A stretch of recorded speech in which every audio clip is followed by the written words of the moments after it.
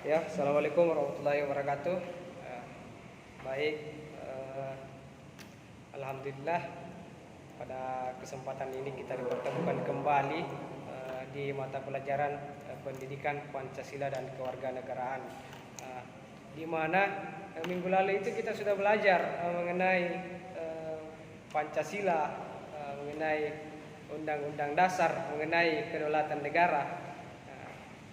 Jadi pada kesempatan ini kita akan masuk di bab 4, di mana di bab 4 ini kita akan membahas persatuan dalam keberagaman. Ya, persatuan. Apa sih persatuan itu? Ada yang tahu?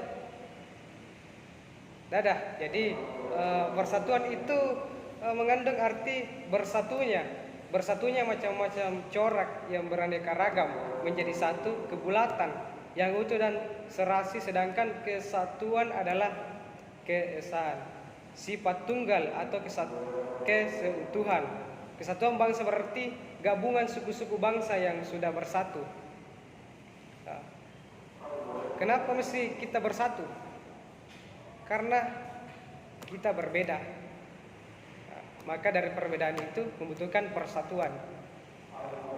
Baik itu kita berbeda, baik itu agama, budaya, bahasa, kita harus bersatu. Dan banyak lagi keberagaman yang kita miliki. Nah, kita ini adalah bangsa yang menurut saya bangsa yang sangat kaya, ya. Karena kenapa? Karena di Indonesia sendiri kita memiliki atau mempercayai 6 agama. Nah, belum lagi suku dan budaya. Suku dan budaya yang ada di Indonesia itu ada lebih 1340. Dan ini adalah salah satu karunia Tuhan yang harus memang kita syukuri dan kita jaga. Bagaimana caranya supaya kita tetap bersatu untuk menciptakan kerukunan hidup,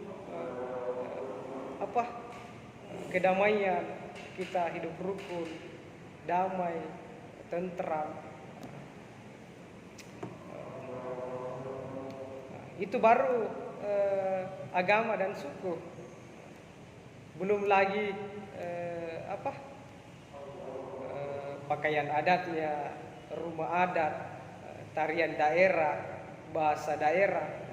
Itu sangat banyak yang kita miliki. Maka dari itu kita sebagai generasi muda kita harus jaga itu dengan cara persatuan. Bagaimana cara untuk mempertahankan persatuan itu? Ada yang tahu? Ada. Jadi untuk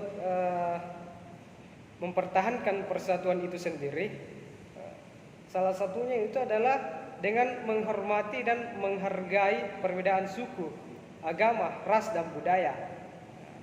Kita harus menghargai teman kita ketika teman kita beda agama dengan teman kita.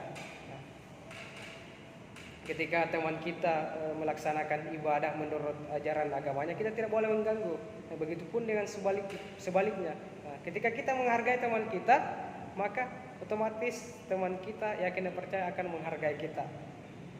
Nah, yang kedua, yaitu menyelesaikan suatu masalah dengan bermusyawarah bersama. Nah, ketika kita dalam suatu golongan atau kelas ini contohnya, ketika kita mempunyai masalah, mendapatkan masalah, maka kita selesaikan masalah itu dengan bermusyawarah.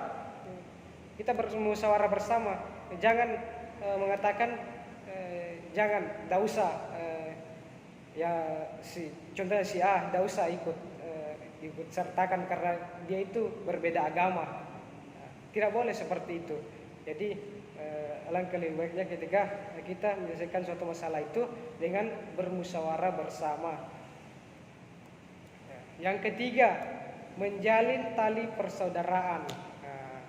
Menjalin tali persaudaraan, di mana di sini kita tidak boleh tidak boleh memilih-milih teman. Bahwasanya saya tidak suka berteman dengan si A karena agamanya Kristen lah, Islam lah. Tidak boleh seperti itu.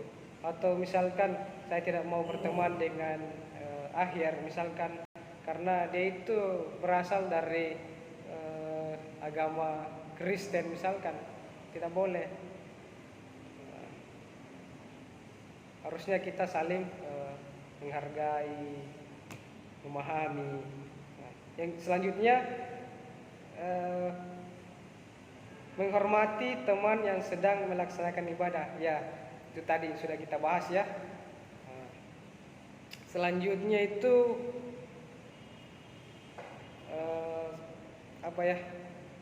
Nah, di sini juga kita akan belajar mengenai pribadi.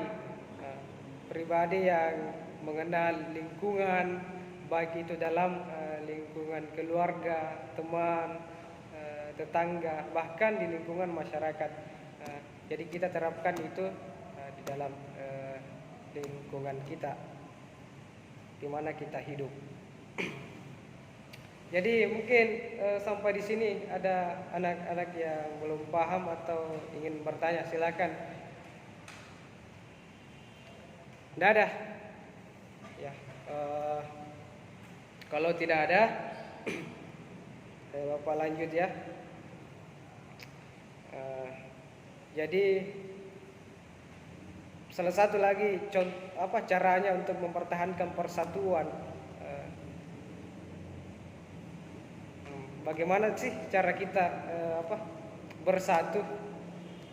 Padahal kita ini berbeda.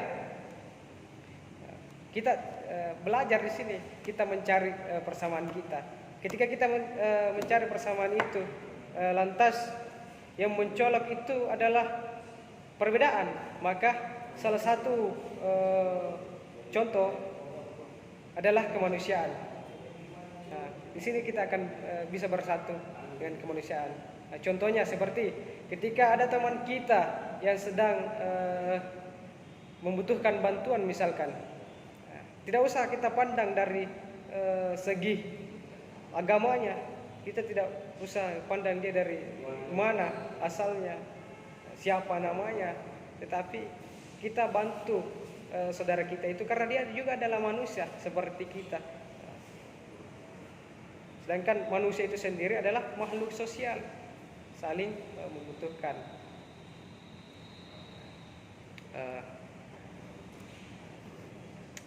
Selanjutnya untuk mempertahankan persatuan itu sendiri, itu dengan cara atau dengan belajar wawasan Nusantara. Artinya apa? Kita harus mengetahui sejarah, memahami sejarah. Kita harus mengetahui bagaimana leluhur kita atau nenek moyang kita memperjuangkan bangsa ini sehingga bisa merdeka. Bagaimana perjuangannya sehingga merdeka. Padahal mereka berbeda, baik itu dari agama, suku. Tetapi alhamdulillah pada hari ini kita bisa merasakan bagaimana rasanya kemerdekaan itu sendiri. Nah, itu berkat dari perjuangan leluhur kita. Iya, mungkin sampai di sini dulu pertemuan kita hari ini. Jadi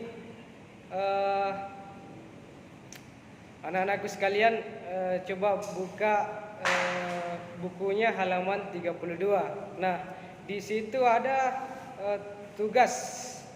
Ya. Jadi anak-anakku sekalian,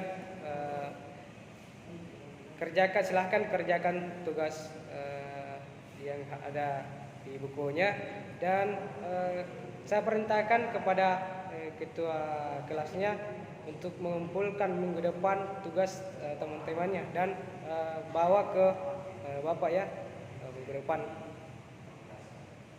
Dan untuk ketua kelasnya silakan kabari teman-temannya yang tidak hadir pada pertemuan hari ini supaya mereka juga bisa mengerjakan mengerjakan tugasnya, dan wawasan mereka juga akan bertambah.